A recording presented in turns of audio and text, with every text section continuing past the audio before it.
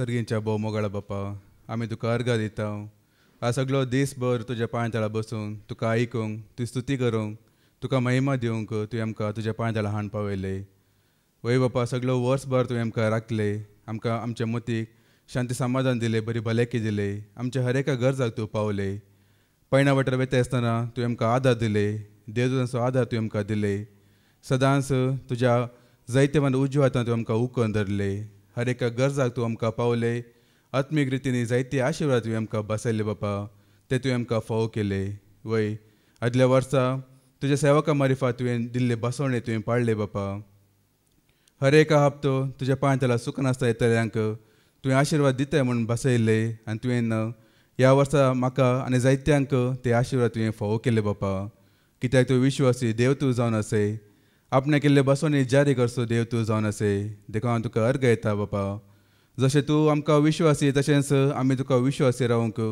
आनी मुखले वर्स तेच विश्वासीपणाक आमी साक्ष जावंक सदांच तुज्या वाटेन आमी चलोवंक सत्ता नितीन आनी तुका मानवनची जिणी आमी सोदूंक घेवन त्या प्रमाणे तुका आमी महिमा दिवंक की तूं आमकां कृपाने आदार दी बापा तशेंच बापा वय आमी संवसाराक नाका जायिल्ले संवसार आमकां लेखिनात वळखनात पयस करता पूण जाणाऱ्यांची जाणवाय तूं नाश करतले बुदवंत तूं व्यर्थ करचो देव तूं जावन आसाय जाणाऱ्यांक लजे घालचे खातीर संवसार कितें पिशेपण म्हूण लेखता तांकां तूं विसरूंक करते वय बळवंत मनशाची बोळ मोडचे खातीर कितें संवसार हीन या असक्त म्हूण लेखता तांकां तूं विसरूंक करते अशें तूं गर्व्यांक धरणीक शेवटीते खालत्यांक ऊंच उबरते आनी कितें तुजी पदवी तुजो अधिकार तुजो मोग तुजें सामर्थ्य कितें म्हूण संवसाराक तूं दाखयते अशें तूं एकलोच देव तुजे भायर दुसरो देव ना म्हणून तूं कळीत करते बापा त्या पासत हांव तुका अर्घ येता आसतना ह्या घडे हांव म्हाका आनी हांगा असल्या सर्वांकी तुज्या पांय समर्पण येता बापा म्हाका तुजें तोंड कर म्हज्या तोंडांत तुजें उतरां तूं घाल व्यर्थ उतरां न्ही बगर मोलाचें उतरां उलोवंक तूं म्हाका फावो कर आनी आयकतल्यांच्या काळजांत तें उतर रोंबाशें तूं कर तांच्या मनांत ते रोंबाशें तूं कर तांचे जिणेचें रुपांतर जायशें तूं कर तांचे काळजां मनांत तुवें तें परतशें तूं कर आनी तांकां हे उतर आयकूंक कितें आडखळ आसा ते स तरेचे आडखळी आळसाके न्हीद जेम ह्या पुरा सण कितें आसा जाल्यार ते हरेकी हांव तुज्या पांय समर्पण येता बापा ते सर जेवच्या नांवान ह्या घडी तूं पयस कर आनी तुवें धाडलो तो पवित्रत्मो म्हजेर आनी आयकतल्या सर्वांचेर तुजो धाड आनी सर्वांक तूं पवित्रत्म्याचे अभिशेक तूं कर म्हूण हांव मागता बापा हे सर मागणे हांव भेटयता तुज्या एकल्याच पुता जेजू क्रिस्ताच्या मारिफात आमेन आमेन आमेन क्रिस्त देवाची सकत आनी देवाची जाणवाय क्रिस्त देवाची सकत आनी देवाची जाणवाय क्रिस्ताक देवाची सकत कन घेवन तुमची सकत कन घेवन तुमची जाणवाय कन जेवच्या पांय तळयल्ल्या म्हज्या मोगाचे न्हू कशें आसात आज म्हाका प्रमोशन मेळ्ळां इतले तें केवल एक 5 मिनटां 10 मिनटां देवाचे दिवन वयतलो मागीर वस्ती रितीन एक 2 शिकवणे दिले पूण आज बत्ती एक सवे एक वर उलोवंक जेजो म्हाका फावो केला तशें तुमकां प्रमोशन मेळ्ळें की ना अरे एक फावटी 2 दीस मात्र येतले वय मू ह्या फावटी 3 दीस येवंक फावो जालें की ना देखून देवाक आमी अर्घ दिवया गी अर्घा तुका देवा बापा अर्घा तुका जेजू क्रिस्ता अर्घा तुका देवा बापा अर्घा तुका जेजू क्रिस्ता अर्घा तुका पवित्रात्म्या अर्घा तुका त्रिंदादा अर्घा तुका पवित्रात्म्या अर्घा तुका त्रिंदादा हल्लेलुया हल्लेलुया हल्लेलुया हल्लेलुया हल्लेलुया हल्लेलुया हल्लेलुया हल्लेलुया हल्लेलुया हल्लेलुया हल्लेलुया हल्लेलुया हल्लेलुया हल्लेलुया हल्लेलुया हल्लेलुया praise the Lord praise the Lord praise the Lord वर्साची निमाणी शिकवणी वयमू ह्या वर्सांनी शिकवण्यो नात आनी म्हजी पयले शिकवण देखून चीज दिवन आयकाची कशें आयकाची कित्याक निमाणी शिकवण आनी म्हजी पयली शिकवण म्हूण घेवन हे काल पाद्राबांनी आमकां उलो केले वयमू येवच्या वर्सांत आमी शिकवण्यो चीज दिवन आमी आयकाची म्हूण घेवन आनी हांवें चिंतलें धाडला आतां पळय ही निमाणी शिकवण देखून आमी हर एक फावटी आयकतना बी इस म्हणजे निमाणी शिकवण म्हणून आमी चिंतून आयकल्यार आसा पळय आमी उतराक चीत दिवंक जाता की जायना. आज ब्रदर स्टॅनी ब्रदरान सांगलें न्ही ही म्हजी निमाणी शिकवण म्हणून चिंतूनच कितें सांगूंक आसा हर एक हांव सांगून वयता म्हणून सांगलां वय मू. त्याच प्रकार तुमी आमी तशें चिंतची ही म्हजी निमाणी रेतीर निमाणी शिकवण हाचे उपरांत म्हाका रेतीर ना म्हणून चिंतून आमी आयकल्यार हर एका उतराक चीत दिवंक जाता वय मू. आतां शिकवण्यान ती दोन तरेची शिकवण आसात गी ना. एक सत म्हणले शिकवण आसा आनी एक कान कुशिकाची शिकवणी आसात वय मू. तुमकां खंयची शिकवण जायची सांगता की शीत जाय गी ओ सत जाय गी शीत नाका न्ही मू. कान कुशिकाची शिकवणी नाकात वय मू. ह्या पवित्र पुस्तकांत एकलो आसलो ताका एक फावटी फारिजेवांनी ताका 2 मार्काचे क्वेश्चन विचारले. कितले मार्काचे 2 मार्काचे क्वेश्चन विचारले. ताणें 25 मार्काचे जाप दिले आनी दिल्ले पुरा उत्तरय सतत आसले. ताका कितें केलें जाणात गी फारिजेवांनी हर एकल्यानी वट्ट रावन घेवन फातऱ्यावन ताका जिवशे मारले. कोण तो जाणात गी कोण जेजो न्ही वय स्टेफन. ताका ल्हानशे एक सवाल विचारले वय गी येस सर नो सांगल्यारय पुरो आसले.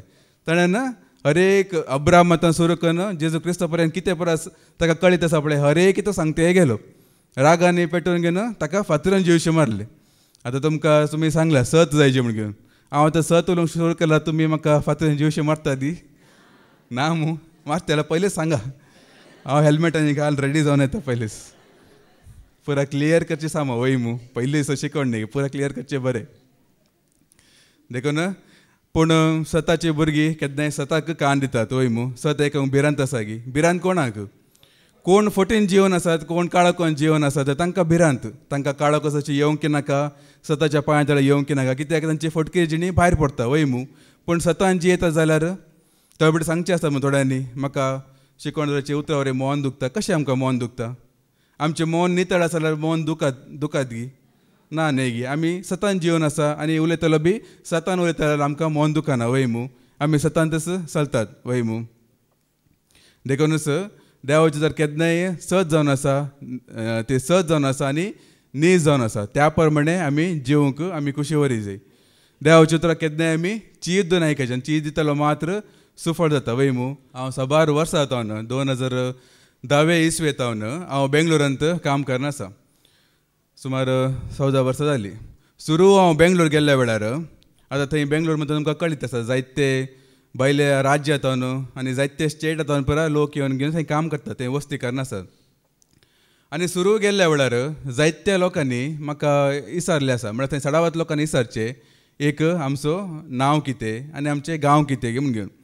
आनी हांव त्या जाल्यार चिंततालो म्हळ्यार आतां म्हजो एक ल्हानसो एक गांव पयलीं आसलो हांव पडोकोण एक ल्हानशें एक हळ्ळी ती. आतां पडोकोण म्हणल्यार कोणाक कळटा न्ही गी. देखून हांवें केन्नाय तांकां गांव खंयचो विचारता हांव म्हजें सांगतालो आनी गांव खंयचें विचारतना हांवें मँगलोर म्हूण सांगचें आहलें मंगळूर म्हूण सांगचें म्हळ्यार मँगलोर म्हणल्यार इल्लें फेमस न्ही सांगता कळटा. आनी मँगलोर म्हणटाना हे सडावत लोकांनी विचारचें एक सवाल आसा हो तूं मंगळूरचो गी मंगळूरचो लोक भारी बुदवंत न्ही गी म्हूण सांगचें आहलें. मंगळूरचो लोक भारी बुद्धिವಂತ न्ही गी. थोड्यान कन्नडान ते सांगताले मंगळूरिನ ಜನರು ಬುದ್ಧಿಜೀವಿಗಳಲ್ವಾ म्हूण सांगताले. तुमी बुद्धिವಂತ गी जायत्या लोकांनी सांगलां तुमी बुद्धिವಂತ गी. पूण बुद्धिವಂತ वय जाल्यार खंयच्यान बुद्धिವಂತ 1 रुपया घाल 10 रुपया काडच्यान बुद्धिವಂತ गी या 2 रुपया घाल 20 रुपया काडच्यान बुद्धिವಂತ गी. बुद्धिವಂತ जायते तरेचे बुद्धिವಂತ काय आसा वय मू. ह्या संवसारांत जायते तरेचे बुद्धिವಂತ काय आसा. आतां नाजाल्यार मँगलोरचो ह्या उडपीचो लोक शिकच्यांत वेव्हार करच्यांत उलोवच्यांत पर भारी बुद्धिವಂತ वय मू. पूण देवाक तसली बुद्धिವಂತ काय जाय गी. आतां बायबलांत आनी तेचो कारबारी म्हणून तुमी आयकला गी तोय बुद्धिವಂತ वय मू. ताचें काम पळोवन घेवन धन्यान ताका शाबासकी दिले पूण कामांत आनी ताका काण घाले. ताचें काम इतलें बुद्धिವಂತ काय केल्लें गी धन्यान ताका शाबासकी बी दिले आनी निमाणें ताका कामांत आनी काण घाले कित्याक बुद्धिವಂತ काय आसले पूण केल्लें काम सारकें नासलें वय मू. असले बुद्धिವಂತ आतां ह्या गांवांत म्हूण न्ही हर एका गांवांत ती आसात. एकलो आसलो तो आतां भाव सरला आतां ताजें एक सांगता 7 तेंपां पयलीं जाल्लें घडीत ताजें एक जागो विकून वचूंक आसलें. ताजो एक जागो आसले आनी जाग्यार एक बरी एक बांय आसली. आतां बांय म्हणटा ताका एक बरी रेटी आसता न्ही गी. पूण प्रॉब्लम काय गे म्हळ्यार थंय उदकाची इल्ली समस्या आसा.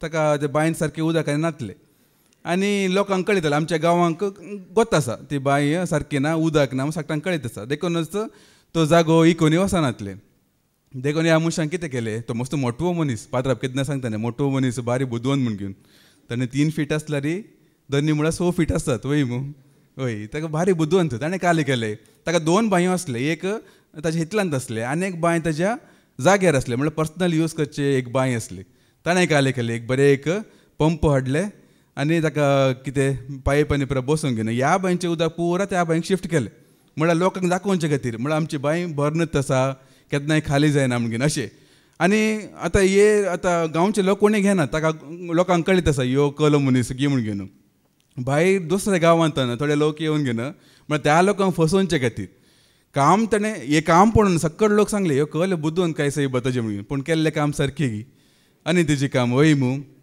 तेजे लेगीत एक रिक्षा बी आसले ऑटो चलयतालो तो पुरा कामें करतालो कुलीचें काम जो आनी कले कामय तो करतालो रिक्षा चलयतना तशेंच आमच्या गांवांत थोडे पटी अशें इलेक्शन पुरो आसता न्ही गी इलेक्शन टायमार पुरा रिक्षा तांणी बूक करतात कोण ते पार्टीचे आसतात पळय तांणी पुरो बूक करचे म्हळ्यार लोकांक येवन वचोंक फ्री त्या दीस कोणांनी पयशे दिवचे म्हणून आनी पयशे तांणीच पळोवंक येतात हाची बी रिक्षा थोडे पटी बूक जाताली ह्यो काले करतलो 1-2 भाडे मारतलो लोकांक तांकां दाखोवचे खातीर 1-2 भाडे मारचे मागीर पयस दुसऱ्या गांवांत वचून घेवन ताणें भाडे मारते रावचे आतां इलेक्शन हांगा पुनरो आसल्यार मागीर वचून कटिलांत वचून घेवन थंय भाडे मारचे म्हळ्यार थंय एक एक्स्ट्रा इनकम येवन म्हूण घेवन तसले बुदवांके तसले बुदवांके देवाक जाय गी असले बुदवांके जायते आसा लोकांक थंय संवसारांत असले बुदवांके जायते आसा बारी बुदवंत असले विशयांत आनी पुरो आनी थोडे जाणां उलोवच्यांत बारी बुदवंत तांकां उलोवन केदें कसो तेंचे विरुद्ध जिखूंक जायना एक उलयल्यार 10 जापयतात तितले तेणी बुदवंके आसात उलोवच्यान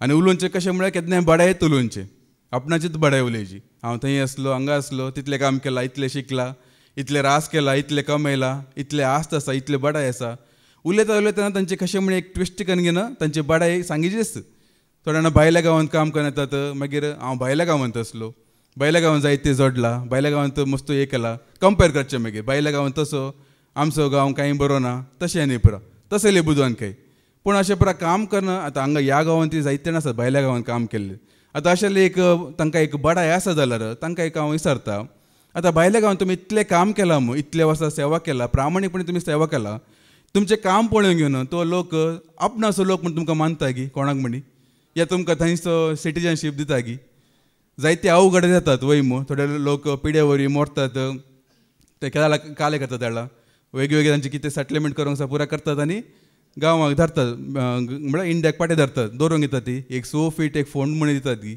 पूण आमी तांचे बडे उलोवचे म्हळ्यार एक तरेचे घमंड लोकां थंय आसा जायते वर्सां काम केल्ल्यांक जायते जोडल्यांक असले एक बुदवंतकाय म्हळ्यार आपणाची बडाय सांगेची केन्नाय उलयता उलयतना आपणाची बडाय सांगचे पूण निजायकी देवाचे जर कितें सांगता आमी खंयच्या जाग्यार आमी जिवन आसत पळय त्या जाग्यार आमी संतोश पावचे म्हूण सांगता जर तर आमी जिवनच्या जाग्यार ते जिवनच्या त्या घरांत ते संतोश ना जाल्यार देवाचे आशिर्वाद ना आमी आयकलां आमी जिवनच्या घरा कडेन या थंय बरें उदकाचें एक बरें एक हें आसल्यार ते एक देवाचो आशिर्वाद म्हणून खाली उदक मात न्ही एक संतोश आमकां आसाचे वय मू नाल्यार गांव बदले ते रावचे पडटा या आनेका गांवांक वयता रावचे थंय बरें ना आनेक गांवांक वयचे निजाकी देवाची जर सांगता आमी आयकुया द्वितीय नियम डेट्रॉनॉमी चॅप्टर 16 वर्स 11 काले म्हणटा डेट्रॉनॉमी चॅप्टर 16 वर्स 11 तुवें सर्वेस्पर तुजो देव आपल्या नांवाचे वस्ते खातीर विंचता त्या जाग्यार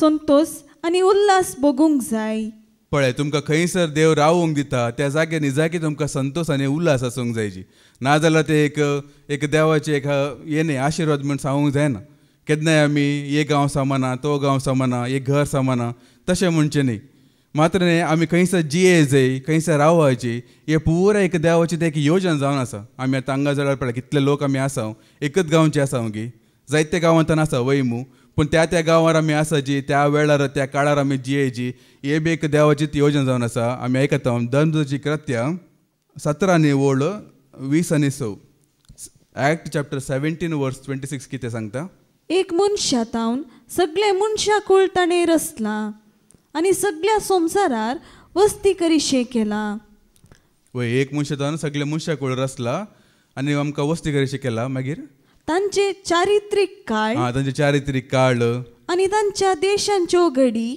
निश्चित केल्ल्यो ताणेंच. वय देवानच आमी खंयसर जिये जाय, खंयसर रावो जाय, खंयसर आसा जाय, हे पुरा एक देवाची योजना जावन आसा. आमच्या गांवांत आमच्या घरांत आमी एक उजवाड जावन घेनी या भावार्थी जावन घेवन आमी जिवंक आसा. बदलाक आमी हो गांव सामाना ते सामाना तो थंय बरें असले हांगा बरें असले अशें म्हण सांगल्यार आमचेर एक निजाकी देवाचे एक आशिर्वाद ना. हांवें एक आयल्या बरें एक 2 महिने या 3 महिने पयले एक इंटरव्यू पळयल्ले. एकलो एक्टर तो बॉलिवूडाचो एक्टर तो ताचे एक जिणे विशयान एक ल्हानशें एक इंटरव्यू दिता. तें नांव सांगिना. ताका सुमार तेंपा पयले एक गर्लफ्रेंड आसले, ताचे एक मोगाचे एक चेडूं आसले. तो सुमार टायम थंय सांगता मोगार आसलो. ताणें चिंतले थंय लेगीत काजार जावचें म्हण चिंतले. सुमार टायम ताणें सांगता आसले पूण निमाणें ताका त्या चेडो लेगीत काजार जावंक ताका फावो जावंक ना. ते चेडूं ताका सोडून गेले. ताणें चिंतलें हे चेडूं सामाना, हे एक म्हणल्यार प्रामाणीक ना, नियत ना अशें प्रकारे चिंतलें. ताका सोडलें. मागीर सुमार तेंपा उपरांत ताका आनीक चेडूं मेळ्ळें. ताणें चिंतलें गेल्ले चेडूं व्हडना पूण मेळ्ळें चेडूं बरें आसा, हेजे लेगीत हांव मोगान रावता, हाचे कडेन हांव काजार जाता अशें प्रकारे चिंतलें. पूण सुमार तेंपा उपरांत ते चेडूं बी ताका सोडून गेले. ताका एक घात करून ते बी गेले. ताणें चिंतलें हे बी चेडूं सामाना, पयलींचे बी सामाना तशें प्रमाणे ताणें चिंतलें. मागीर सुमार तेंपा उपरांत आनीक चेडूं ताका मेळ्ळें. ते मेळ्ळ्या टायमार ताजे सांगता बारी मोगान आसलो, हाजे लेगीत खंडीत हांव काजार जाता म्हूण चिंतलें. मागीर ते चेडूं बी ताका सोडून गेले. अशें तिनूय चेडूं सोडून गेल्या उपरांत मागीर निमाणें सुमार तेंपा उपरांत आनीक चेडूं ताका मेळ्ळें, चवथें गर्लफ्रेंड. ताणें चिंतलें ह्या चेडो लेगीत म्हाका काजार जायचीच, 3 जाली आतां, हेजे लेगीत काजार जायचीच म्हणून ताणें चिंतलें खंय. मागीर सुमार तेंपा उपरांत हाचे पळोवंक घेना, हेजे गूण पळोवंक घेना, हेजे हे पुरा पळोवंक घेना, ते बी सोडून गेले. चवथे बडे हाणें अशें चिंतूना खंय घे आतां हे चेडूं बी सामाना म्हण ताणें चिंतूना. बदलाक ताणें चिंतलें खंय ना खंय म्हजें थंयच उणेंपण आसा, म्हजें थंयच कितें ना कितें प्रॉब्लम आसा. देखूनच कोणी म्हजें सांगता जियेनात, कोणी म्हजें सांगता रावनात, सकाळी म्हाका सोडून वयतात. आमी पळय एक गांवांत आनी एक गांवांक येतात, तो गांव बरो ना म्हण घेवन आनी एक गांवांक वयतात, तो गांव बरो ना म्हण घेवन आनी एक गांवांक वयतात. निजाकी कोण सामाना, गांव बरो ना गी. ताका मलगाड्यान एक बरें एक घात केला म्हूण कळ्ळें तें. हांव बरो जाल्यार गांव बरो. केन्नाय आमी गांवा विशयांत, घरा विशयांत, जाग्या विशयांत केन्नाय आमी अशें पुरपुरोंक नजो, बदलाक थंय आमी संतोश पावोवची. आनी ताचे विशयी बडाय करची न्ही. हांव थंय आसतना बरें आसलें, हांगा आसतना बरें ना. हांगासर आमकां देवानच आमकां फावो केला वय. आतां गांव म्हणटा ताका आमी केन्नाय अंडर एस्टिमेट करूंक जायना, कितलें बरें एक भलायकेचें वातावरण आसा. देखून असो गांवा विशयांत आमी बडाय करची न्ही. आमच्या कितें म्हणटा जाणव्या विशयांत आमी बडाय करची न्ही. थोड्यांक बरेपणा विशयी बडाय, बरेपण उलोवचें. म्हळ्यार हांवें इतलें बरें काम केलां, तें बरें काम केलां. निजाकी देव जर कितें सांगता, तुज्या उजव्या हातान केल्लें दाव्या हाताक सयती कळना जो म्हूण सांगता वय मू. देवाची तरच सांगता. आनी मात्र न्ही गुटान केल्लें पळोवन देव प्रतिफळ दिता. आमी केन्ना आमी कितें एक बरेंपण करून घेवन हिंदीन एक सांगता उतर, नेक करो दर्या में डालो. आयकला गी, नेक करो दर्या में डालो. आतां तशें न्ही, आतां नेक करो सगळ्या संवसाराक गजाया म्हणगे. म्हळ्यार फारीजे तशेंच करतले. कितें एक दान धर्म करूंक आसा, कोणाक एक बरें करूंक आसा, लांब लांब मागणी करचे, लोकांच्या दृश्टीन आपण एक भगवंत म्हणून घेवन दाखयतले. पण जिणी कशें आसले, जेजू तांकां कशें जोर करतलो, कुसून गेल्ले फोन म्हूण सांगतलो वय मू, कपडे तुमी. आतां जेजू ताणें शिकया, जेजून जायते बरेपण केलो वय मू. ताणें मोग केलो, कितें कले एकांतर आसा, ताणें मोग केलो मनशा कुळासो, ताणें त्या केलो कुशेसो, ताणें केलो मनशा कुळासो, ताणें त्या के आपल्या कुशेसो, जियेलो वावरलो बोरे करून तो गेलो, मोग केलो आम्हा सर्वांचो, जियेलो वावरलो बोरे करून तो गेलो, मोग केलो. जायते बरेपण जेजून केला वय मू. केन्ना म्हण ताजे बरेपणा विशयी ताणें उलयल्लें आसा गी. कफरनामांत ताणें जायती अजापां केली. एक पुढे येवन कफरनामाक ताणें जोर केल्ले आसा. तुमच्या गांवांत केल्ले आसा रे हांवें सदोम या गोमोरांक केल्ले जाल्यार थंयचे लोक म्हणे बदलतले आसते, तुमी बदलूनात म्हण घेवन तितले अजापां करून समारिया या समारियाच्या शहराक गेल्या वेळार जेजू सांगलें आसा की हांव कोण जाणा गी, 10,000 पिडेस्तांक गूण केला, 15,000 कोडकारांक नितळ केला, जाय थोड्यांक सलाशें केला, मेल्ल्यांक जिवंत केला. आपणाचे बरेपणा विशयी तो उलयलो गी. आनी थोड्यांक बरेपण करतात, बरेपण करून करतात. निमाणें खंय म्हणे एकल्यांक खंय म्हणे एक घात केले या अन्याय केले या बरेपणाक एक वायट फारीक केले, बरेपण कचेच बंद करून सोडले. 6 जाणां सांगले तुमी आयकला हांव बरेंपण करतलो. खंयी कोणाने एकाले की मोस केले, कोणाने पाटी दिवंक ना, या केल्लो उपकार उडास दवरूंक घेवना. मागीर सांगता आनी म्हाका बरेंपण करूंकच ना सायबा. पूण आमचो देव कसो अनुपकारी आनी खोटे थंय तो दयाळी म्हूण सांगता. कोण उपकार बावडिनात पळय आनी खोटे आसत पळय तांकां सही तो दयाळी दाखोवचो देव तो जावन आसा. आमी केन्नाय बरेंपण करतना लोकांक मानोवचे खातीर या लोकांचे शाबासकी जोडचे खातीर करचें न्ही. बदलाक देवाक हांवें मानूंक जायची. हांवें केल्ले हर एक कामां देवाक मानूंक जायची. आतां जेजू पळया, जेजूक एक येवन एकलो सांगता बरें मेस्त्री म्हणटाना कितें सांगलें, म्हाका बरो म्हूण सांगे नाका म्हूण घेवन बापाकच ताणें उंच उबारले. आनी थोडे फावटी जेजूकी जायत्या लोकांनी अनुपकार दाखयले आसा, अविश्वास दाखयले आसा, घात केले बी आसा. बरेंपण जोडून घेवन घात केले बी आसात. वय मू आतां 10 जाणां कोडकार पळया, तातूंत एकलो मात्र पाटी येयलो, उरले 9 जाणां पाटी येयले गी. तशें म्हणून घेवन बरेंपण करचें रावयले गी ना. ताणें केन्ना बरेंपण करनच केलो, पूण हर एक फावटी बापाची वळख ताणें दिली. गरजेचें तें जावन आसा. केन्नाय बापाची आमी वळख दिवंक जायची, बापाक आमी महिमा दिवंक जायची. बरेंपण आमी सक्तांनी करूंक आसा, पूण त्या विशयांत आमी बडाय करूंक नजो. देवाचे तरी सांगता आमचे जाणव्या विशयांत, आमच्या बोळा विशयांत, आमच्या सक्ते विशयांत आमी केदेंकच बडाय करनजो म्हणटा देवाचे तर. जेरेमिया चॅप्टर 9 वर्स 22. जेरेमियाचो बूक अवसर 9 आनी वळ 22. सर्वेस्पोर अशें म्हणटा, बुद्वंत मनीस आपले जाणवायेची बडाय करिना जावं, बळवंत मनीस आपल्या बळाची बडाय करिना जावं. बुद्वंत मनीस आपल्या जाणवायेची बडाय करिना जावं आनी बळवंत मनीस आपल्या बळाची बडाय करिना जावं.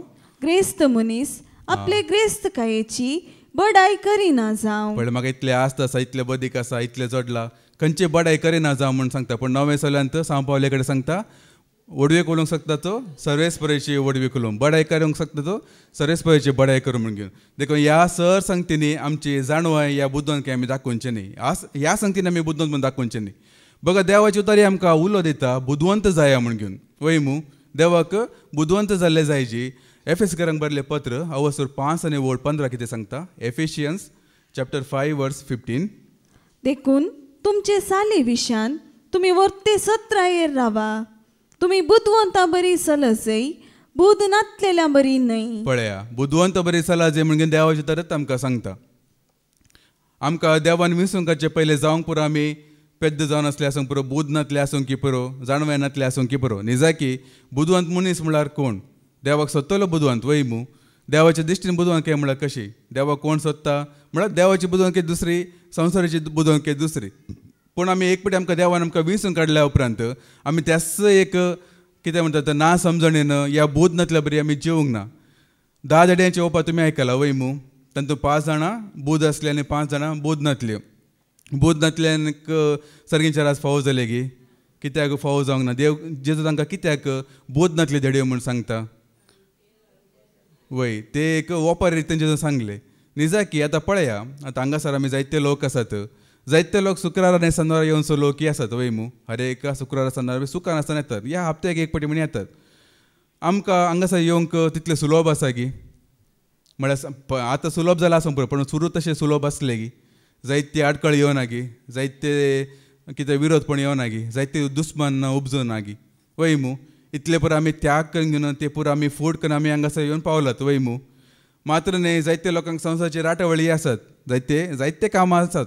आतां काम नातले हांगा येवन बसनात. कामी आसतात, बिजनस करतले आसात, जायते राटावळी आसात. मात्र न्ही थोडे फावटी फंक्शनां आसतात, कुटुंबांतली फंक्शनां आसता, फेस्तां आसतात, जायते लोकांचे आपोवणे आसतात. आमी वसनात म्हूण घेवन आमचे राग करतले आसतात. इतले परत त्याग करून आमी हांगासर येता. वय मू इतले परत त्याग करून घेवन संवसाराच्या विरोध आमी झुजून म्हणल्या बरी हांगासर येवन आमी हांगा येवन बसतात. जायते त्याग आमी करता न्ही जाय की. इतलो त्याग करून हांगा येवन आमी न्हिदल्यार या इतलो त्याग करून येवन हांगा बसून घेवन कांय उतर आयकनासतना पाटी गेल्यार, खाली हातान येवन खाली हातान पाटी गेल्यार कितें जायत? 8 वर आमी बसून घेवन कांय एक उतर आयकनासतना पाटी गेल्यार कशें जाका जेजू कितें म्हणत बुद्वंत म्हणत की. आतां हे बुध नातल्यानी कितें केलें? संवसारांत आसतना ताणें बी जायते त्याग केल्ले. संवसाराक ताणें मस्त त्याग केल्ले. इतले परत त्याग कर न्ही थंय सर्गींच्या राजा भितरय वचून तांकां फावो जावंक ना. इशें सर्गी हांगा संवसाराची सुखी तांकां मेळूंक ना. थंय गेल्या उपरांत सर्गींची सुखी तांकां मेळूंक ना. आमची गत तशें जाल्या जाल्यार ताज्या बदलाक तो एकलो ग्रेस्त मनीस आसलो मग संवसारांत आसतना खातलो, पियेतलो, जेवतलो, गमत करतलो. न्ही म्हण तो येमकोणा गेलो, पूण संवसारांत आसतना म्हणून ताणें एन्जॉय केला न्ही. तशें जिवनचेच बरें पळोवंक गेल्यार. देखूनच आमचे साले विशयी आमी सत्तरान रावची, आमी बुदवंत बरी जे म्हूण सांगता देवाचे. पत्ता एक वास. देखून तुमचे साले विशान तुम्ही वर्ते सत्रायेर रावा. तुम्ही बुदवंतां बरी चला जाय, बुद नातलेल्या बरी न्हय. वय आमी केन्नाय बुदवंत बरी चला जाय, मात्र न्हय बुद नातल्या बरी आमी जावंक जाय. धड जाला जाल्यार आनी मुखार म्हण आमी बुदवंत जायची. आमकां आतां अवकाश आसा वय मू. आतां नवें वर्स म्हण घेन नवें वर्सा ऑटोमॅटीक आमी चेंज जातात गी. कॅलेंडरा बदला बरी आमी बदलतात गी. जायते लोकांनी जायते तेका सांगतात न्ही न्यू इयर रेजोल्युशन म्हणून. कोण म्हणे केला गी हांव नवें वर्सांत बिडी सोडटा, सिगरेट सोडटा, पियोनचे सोडटा, अशें केल्या म्हणून केलात गी. पयले जायते करताले वय मू. हांव फोटी मारची सोडटा, आनी एकाची सोडटा, थंय वेची सोडटा अशें सांगतात. मात्र नवे वर्साचे एक हे त्याग म्हणून सांगतात. मात्र 2 दीस करतात, एक हप्तो करतात, मागीर जिणेन करिनातले पातकां करतात. मागीर एक बिडी व्हरतलो 10 बिडी उडोवंक सुरू करता. एक क्वॉर्टर सडयतलो सगळे बॉटलच खाबर करूंक सुरू करता. पातकां सर ते वता ते तातूंत केन्नाय कांय करूंक जायना. तसलें एक रेजोल्युशन वरी कांय करूंक जायना. बदलाक सुरू आमी आयकलें देवाच्या तरांक उतराक आमी चीत दिवंक आसा वय मू. चीत दिवन आमी सुफळ जावंक आसा. देवाच्या उतराक चीत दिलो वरी मात्र आमी सुफळ जाता. मात्र न्ही हांगासर आमी आयकलें आमी बुदवंत जायचे म्हूण घेवन. आतां बुदवंत जायचे म्हळ्यार कशें आमी बुदवंत जावचे. देवाच्या दृश्टीन बुदवंत म्हळ्यार कोण. मनशाच्या दृश्टीन जायते लोक बुदवंत आसा वय मू. आतां हांवें सुरू एक दाखलो दिलो न्ही, ताका बुदवंत म्हूण लोक लेखतले. आतां तो ना तो. तसले बुदवंत काही जायते आसात. तसल्यांक बुदवंत आनी तेसो कारबारी ताका बी देवान धनियान बुदवंत म्हूण लेखले वय मू. पूण देवाक तो मानवा लागी असले बुदवंत काय न्ही. देवाच्या दृश्टीन बुदवंत म्हळ्यार कोण. किर्तनाचे बूक अवसर 14 आनी 2 कितें सांगता. साम चॅप्टर 14 वर्स 2. सर्गींतावन सर्वेस्पर मनशांचेर नदर मारता. देवाक सोदतलो एकलो तरी शाणो आसत काय म्हूण पळयता. शाणो म्हळ्यार कोण. शाणो म्हळ्यार कोण. कोण देवाक सोदता तो जावन आसा शाणो, तो जावन आसा बुदवंत. आतां देवाक सोदचें म्हळ्यार कशें. सुरू आमी येतना आमी जावंक पुरो ते गायन करूनच आमी येयला आसूंक पुरो. सोदून तुका आयलो सोमिया तुजे घरी पावलो, काळो कांतावन थकलो मिया उजवाड तुजो देखलो. एका काळार आमी काळो कांत आसल्या उजवाड आमकां कळीत नासले. असत आमी आसल्या सत म्हूण आमकां कळीत नासले. आमी देवसाचे पदवे खाला आसल्या खऱ्यांनी देवाची आमकां वळख नासले. एका काळार आमी सोदूंक घेवन आयला. पूण आतां आमी सांगूंक शकता देवाक सोदची गरज ना. देवा विशयी आमकां जायते आमकां कळीत जाला म्हूण सांगता वय मू. जायते रेतिऱ्यो केल्यात. पाद्राबाची शिकवण आसा जाणा जा देवाक तुज्या म्हूण घेवन. ती शिकवणी जायते फुडें आयकून थोड्यांक ते भायट जावन गेला आसूं की पुरो. जायते रेतिऱ्यो जाल्यात. अशे प्रकारे केल्ल्या वरी देवाक सोदतलो म्हूण आमी सांगीत वय मू. जाल्यार देवाक सोदचें म्हळ्यार कितें गी म्हळ्यार आतां तुमकां इसरल्यार देवा विशयी तुमकां कितें कळीत आसा म्हूण इसरल्यार तुमी काले जाप दितात. आतां जाणा जा देवाक तुज्या ती शिकवण आसा पळय तें परतें उडास करून घेवन हां देव म्हळ्यार मोग, देव म्हळ्यार उजवाड, देव म्हळ्यार कृपा, देव म्हळ्यार शांती. आनी देव खंयचे बिल्डिंगांनी या टेंपलांनी मंदिरांनी वस्ती करिना. देव आमच्या कुडींत आसा, आमच्या काळजांत आसा. अशें तुमी शिकवण तुमी आयकल्या ते तुमी सांगतात. कितें फादर जेरीन सांगला या कितें शिकवणदारान सांगला ते शिकवण तुमी आयकतात. हाचे परस तुमकां देवा विशयी कितें कळीत आसा. हाचे उपरांत तुमकां कितें कळीत आसा. देवा विशयी तुमकां कितले सतत तुमकां कळीत जाला. देवाचे स्वभाव कितें, तेजे गुण कितें, तेजी पदवी कितें कितें तुमकां कळीत जाला. ताका म्हणटात देवाक सोदचें म्हूण घेवन. आतां देवाक केवळ एक 4 वस्तू रिती केल्यार या केवळ शिकवणी आयकल्या कडले आमी संपूर्ण आमकां वळख जाल्या म्हूण सांगूंक जायना. देवा विशयी केन्नाय आमकां संपूर्ण वळख जाल्या म्हूण सांगूंक जायना. कित्याक देवाची जाणवाय ताजे अगाध संपद इतली आसा की इतले निगूड ताजे जाणवाय ते आमकां आटोवंक सैती जायना. किर्तनाच्या बुकांत आमी आयकता 139 साम 139 वर्स 17 आनी 18 कितें सांगता. किर्तन 139 वर्स 17 वर्स 18. तुजी चिंतना म्हज्या गिन्यानाक कितली कठीण. पळया देवाची चिंतना म्हज्या गिन्यानाक कितली कठीण म्हूण सांगता. पळया मुखार कितली अगणित, कितले अगणित जावन आसा. ताका एक मीत ना, ताका हे ना लेख मीत ना, ताका एक कितें म्हणटा एक बाउंड्री ना, तितले जावन आसा. मुखार हांव ती मेजीन जाल्यार ती रेवे प्रास चड आसात.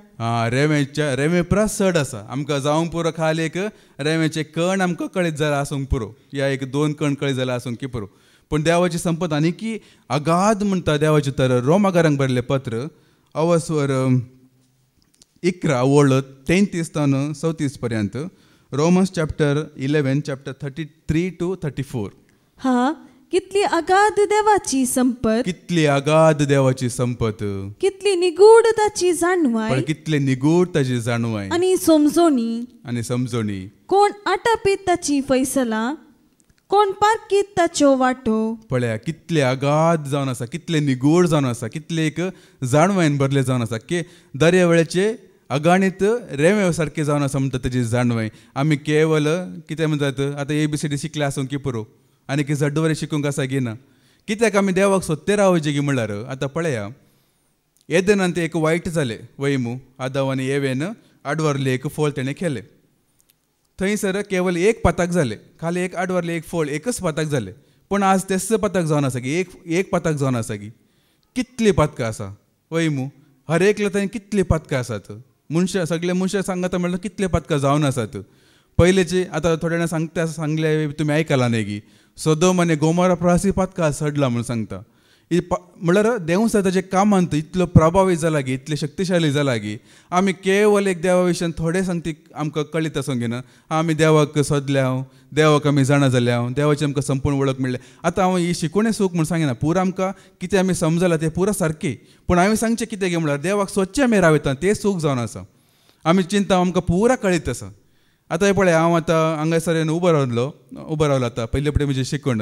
हांव थोड्यांक पळयता तुमी अशे बसल्यात गी इंडियन आयडलांत जड्जी बसतात पळय तशे बसलात तुमी.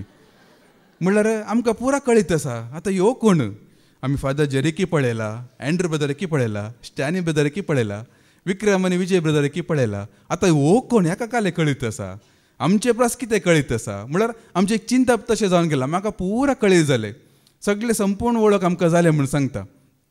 पूण निजा की आमकां संपूर्ण वळख जाला की फादर जेरीन कितले बडे सांगले भावा तुजी साक्ष दी मुखार या म्हूण घेवन.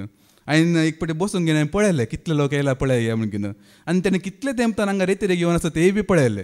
सड्ड म्हळ्यार एक 5, 6, 7 या सड्ड म्हळ्यार एक 9 वर्सां आसूं की पर म्हाका गुर्तना. एक 10-15 वर्सां जावन येवन आसले कितले लोक हांगा मुखार येयले. म्हाका सुमार जाणां सांगलें आसा हांव 10 वर्सां जावन 12 वर्सां जावन तूं काल पर येयले सैबा. आमी 12 वर्सां जावन येवन आसात, आमी 15 वर्सां जावन येवन आसात. फादर जेरी थंय डिवायन आसतलो पळय मागीर थोडे सांगचे तें माटो वगल घेवन शिकोवन दितलो पळय. हांव डायरेक्ट हांगा येयला थंय परत खंय वचूना. पूण सांगले सुमार जाण आसात तितले वर्सां जावन आसात पूण आतां सोदल्यारय मेळनात. आतां पळय कितले लोक फादर 30 वर्सां जावन शिकोवन दिवन आसात. मग लोक कित्याक इतले उणे. आमकां हांगा येवंक की आमकां जायते निभा जायचे वय मू. संवसारांत कोणी मरूंक ना, कोणी जल्मूंक ना, कोणाचें कांय कार्य ना, संवसारांत कांय पाताक जावना जाल्यार हांगा येवन बसतात आमी. नाजाल्यार एकल्याचें मॉर्न जालें. आतां काल मनमोहन सिंग सरलो न्ही गे थोड्या जाणां थंय गेला आसून पुरो. तो बी आमकां सयरो म्हूण घेवन न्हय गी आमचो प्रधानी न्हय गी थंय गेला आसूंक की पुरो. म्हणल्यार आमकां नीब तितले आसा संवसाराक वचूंक. हांगा येवंक आमकां कांय वाटच ना. म्हणल्यार आमकां पुरा कळीत जालें गे आनी कितें आमी शिकूंक आसा म्हूण घेवन. आतां एक देवाची तर हांवें काडला री. आतां मॅथ्यू आतां काडचें नाका. मॅथ्यू 1:21 म्हणल्यार तुमचे मतीं येवनी जाले ती एका पुताक पुरसां जातली ताका जेजो म्हूण नांव दवरतले आनी तो आपल्या परजेक तिच्या पथकांतलो सोडयतलो. भायर हे आमी 1000 पटी आयकलां. तूं दुसरें कितें आसल्यार सांग. आमचे मतीन तशें पूण देवाचें तर तशें न्हय. देवाचें तर आज तुमकां एक उगडापे करता जाल्यार फाल्यां ताका अनेक अर्थ देव उगडापे करता. ते सदांच नवी जावन आसा. ती केन्नाय कितें म्हणटा बेळशून वयचे या तात्कालीक न्हय. एक सर्ची उतार न्हय ते. आतां तुमी केमिस्ट्री बूक या फिजिक्स या नोवेल या कादंबरी तुमी वाचला आसूंक पुरो, काणयो बूक वाचला आसूंक पुरो. हर एक त्या काणयेक एक अर्थ आसता वय मू.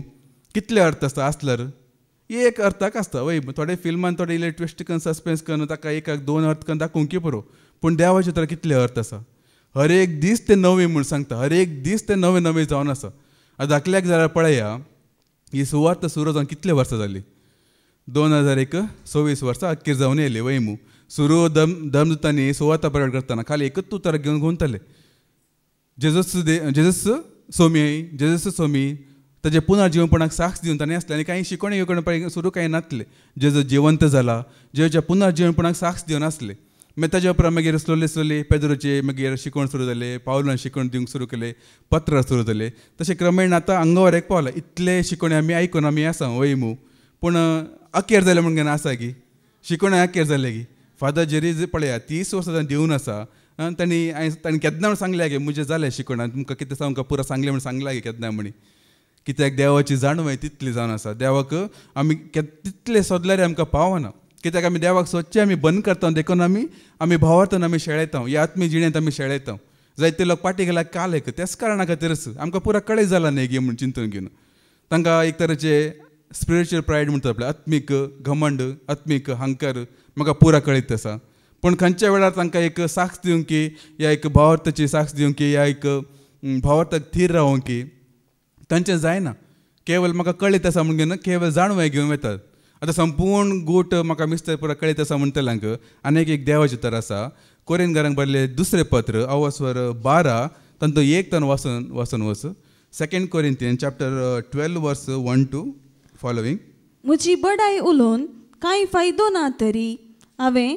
आतां ती सांगी जायी जाल्या हांव पावल सांगता म्हजी बडाय हांव उलोवंक वचना जाल्यार हांव एक ल्हानशी एक बडाय हांव सांगता म्हूण सांगता कितें सांगता पळया देखून सोम्यान म्हाका दया केल्ल्या दर्शना आनी उगडापणा विशयांत हांव सांगता पळया सांव पावल आतां एक जेजो उपरांत एकलो एक भारी एक प्रभावीत एक शिकवणदार जावन आसा सांव पावल वयमू ताच्या पत्रांनी आमकां जायते शिकवण्यो जायते उगडापण आमकां आयकूंक मेळटा जायते विचित्र कामां बी जायते जाणें बरयल्ले बी आसा जायते सत गोट मिस्टर आमकां कळीत केल्ले आसा निजाकी जेजून सांगलें आसा वेचे पयले हांव गेल्या उपरांत हांव गेल्यार बऱ्याकच पडटलें कित्याक पळयत तुमचें देवून येतलो आनी जायते तुमकां शिकयतलो म्हूण घेवन जायते आमकां पावलाच्या पत्रांत आमकां आयकूंक मेळटा पूण पाऊल कितें सांगता पळया मुखार कितें म्हणटा क्रिस्ताचे एकवटांत आसलेल्या एक मनशाक हांव वळखता 14 वर्सां आदीं ताका एक परवशन व्हरून पावयिल्लो हें कुडी सयत वा कुडी रयत घडलें तें हांव नेना सांव पावल एक पटी मागणें करनासता ह्या ध्यान परवश आसतना ताका एक दर्शन मेळोंक मेळटा कितें गी म्हळ्यार तो आत्म्या रुपार ताका कळीत ना ही कुडी सहीत गी कुडी रहीत म्हण ताका कळीत ना पूण तो आत्म्या रुपार ताका तिसऱ्या सर्ग्याक उबारून व्हेल्लो म्हूण सांगता मुखार कितें देव जाणा आनी त्याच मनशाक वैकुटी उबान व्हेलो आनी थंय मनशाच्यान उलोवंक जायनात आनी सांगूंक येनात तसल्यो गुपित्त संगती ताणें आयकल्यो पळया कितले गोट कितले मिस्त्र ताणें उगडापे केले पूण ताणें थोडे संगती थंय सरगार पळयले खंय ताका ते कितें कशें बरोवचें म्हण ताका कळना कशें विवसोवचें म्हण ताका कळना मनशांचें उलोवंक जायना सांगूंक जायना तसले संगती हांवें थंयसर पळयले म्हण सांगता पूण आमी चिंता कितें आमकां पुरो आमकां कळीत जाला म्हणून एक सांव पावलां बरयल्लें उतर आनी कडेन तो सांगता दोळ्यांनी देखूंक ना कानांनी आयकूंक ना काळजान ते रिगूंक ना तसो जाल्यार सत देवान आपणाचो मोकतल्यांक तयार करून दवरला म्हणून तितले म्हळ्यार देवाचें जाणा जावंक तितलें आसा भाव भयणीनो पूण आमी चिंता आमकां पुरो कळीत जालें आमकां संपूर्ण सत आमकां उगडापे म्हण आमी ते सांगचे सूख म्हूण सांगिना पूण आमी देवाक सोदचे आमी राव येता ताचे विशयी जाणा जावचे आमी राव येता त्या खातीरच देवाचे तर आमी कितले आमी सोदता कितले वाचता कितले जाणा जाता तितलेच आमकां देवाचें चड आनी चड आमी जाणा जाता मात्र न्ही देवाक वळखल्या वरवीं आमी भावार्थन घट जाता येता अशें आमचे आत्मीक वाडावळ जावनच येता आतां पळया किर्तनाच्या बुकांत ती आमी आयकता काडचे नाका आमी वाचला एक मनशाची जिणी म्हळ्यार कितले जावन आसा एक 60, 70 या 80 वर्सां वयमू बॉळबल एकी आसल्यार 80 वर्सां म्हणून घेना त्या बुकान बरोवंक गेला आतां आनीक उणें जाला पळोवंक गेल्यार आतां एक 80 वर्साच्या जिणयेंत आनी लेख मीत नातले ते सस्नीक जिवीत अशें आमकां जाणा जावंक जाय ती कितले की करोडांची वर्सां थंयसर जिवंक ताका अंतच ना म्हणटा देवाक जल्मच ना म्हणटा हे सैत चिंतूंक आमकां जायना देव जल्म नासतना कसो आसा तो म्हूण घेवन आमी हर एकी पळयता कोण आमी सोदूंक काडयचे ह्या जल्म तशें जाल्यार मात्र एक अस्तित्व येता म्हूण चिंता पूण अस्तित्वान देव पळया ताका जल्म सैती ना तितले एक तेजे विशयांत जाणा जावंक तितले आमकां आसा पूण आमी कितें सांगता आमी देवाक सोदचे आमी राव येता त्या देखूनच आमी आत्मीय रितीन आमी शेळयता आनी देवाक सोदचे आमी राव येता या उणें करता जाल्यार ते एक वायटच म्हणटा देवाचे तर सेकंड इतिहासाचे दुसरें पुस्तक अवस 12 आनी वर्स 14 2 क्रॉनिकल चॅप्टर 12 वर्स 14 कितें सांगता पूण ताणें वायट केलें कित्याक सर्वेस्पराक सोदूंक ताणें लक्ष दिलें ना पळया हे बरयला रेहबाम म्हूण घेवन एकलो एक राय आसता सल्मा रायचो पूत दावीद रायचो नातू रेहबाम म्हूण घेवन ताणें वायट केलें म्हणटा कित्याक ताणें सर्वेस्पराक रावून सोडलें म्हूण घेवन आनी हाचे विशयान तुमी आयकला जाल्यार तुमी ते इतिहासाचें पुस्तक तुमी वाचलें जाल्यार ह्या रायाचें पुस्तक वाचलें जाल्यार हाच्या काळारच इस्रायल प्रजा 2 वांटे जाल्ले तुमी वाचला की आनी हाचे काळार अशें जाल्लें दोन हे जाल्ले दोन कितें भाग धार्मीक विभाजन जाल्लें कित्याक म्हळ्यार ताणें एक सर्वेस्परासोचे ताणें राव येयले मात्र न्ही ताणें म्हालगड्यांनी दिल्ले सल्ला ताणें मानून घेवंक ना बदलाक तरणाट्यांनी कितें सांगलें ताणें कितें सांगलें तांचे इश्टांची सल्ला घेतली आनी म्हालगड्यांची सल्ला ताणें आयकूंक ना आनी लोकांचेर घाल्ले वज ताणें चड केलें देखूनच त्या काळारच दोन भाग जाले इस्रायल परजा इशिन जुद आनी बेजमी हाच्या अधीन वता आनी उरली 10 कुळयो जेरोबोआम म्हणले एकलो विरोधी आसता सल्मावराचो विरोधी ताच्या हाताखाल वता ह्या काळारच दोन भाग जाल्ले आनी हाच्या विशयांत सिराकाच्या बुकान तुमी वाचला जाल्यार म्हाका एक मूर्ख राय म्हणून नांव मेळ्ळां टायटल मेळ्ळां मूर्ख राय म्हणून सल्मावराय कितें म्हणटात आमी बुदवंत म्हणून सांगता वय मू त्याच सिराकाच्या बुकान तें आसा तो एकलो बुदवंत राय म्हणून सांगल्यार हाका लोकां पैकी ती एक मूर्ख मनीस जावन आसलो रेहबोआम म्हणून कित्याक देवाक ताणें सोदूंक ना म्हणून सांगता मात्र न्ही आमी पळया कितले आमी जे विशयान आमी जाणा जाता ते आमी कितले म्हळ्यार आमचे जाणवे कितले एक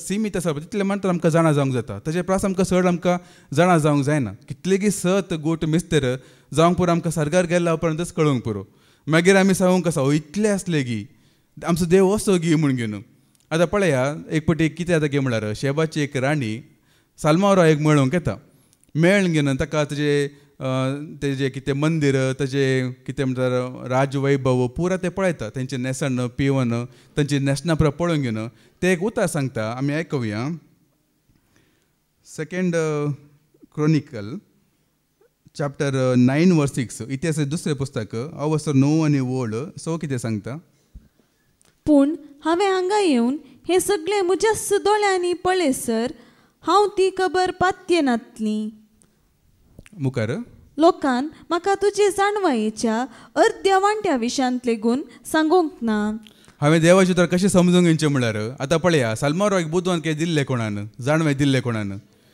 जर तर देवान ताका जाणवें दिल्लें आनी त्या जाणव्या विशयांत एक शेबाची राणी अशें सांगता हांवें आयकल्ले प्रास कितले की जाणवें तुजे लेगी आसा म्हूण सांगता हांवें तुजे विशयांत अर्दो वांटो लेगूनय हांवें तें आयकूंक ना हांगा येयल्या उपरांत म्हाका कळ्ळें आनी कितली की जाणवें तुजे थंय आसा म्हूण घेवन त्याला हांवें चिंतचे जर तर सल्मावराक कितली जाणवें आसा जाल्यार देवा कितले आसूंक पुरो दित्याला कितले आसूंक पुरो ताजे विशयान ते आमी एक दीस अशें सांगतलें तुजे विशयान आमी अर्दे आयकूंक ना तूं इतलो गी म्हूण घेवन तितली जाणवाय देवा थंय आसा इतले जाणवें देवा थंय आटापून आसा देखूनच देवाक सोदचे आमी केदिंगच रावूंक नजो देखूनच सांगता परतन एक फुडें वाचया ते किर्तनाचे बुक अवस्त 14 आनी वळ 2 कितें सांगता सर्गींतावन सर्वेस्पोर मनशांचेर नदर मारता देवाक सोदतलो एकलो तरी शाणो आसत गाय म्हूण पळयता देवाक सोदतलो एकलो तरी शाणो आसत गाय म्हूण घेवन देव पळयता देवाच्या दिश्टीन मुखार शाणो कोण जावन आसा कोण देवाक सोदता देवाची वाट सोदता या देवाक जाणा जावंक पळयता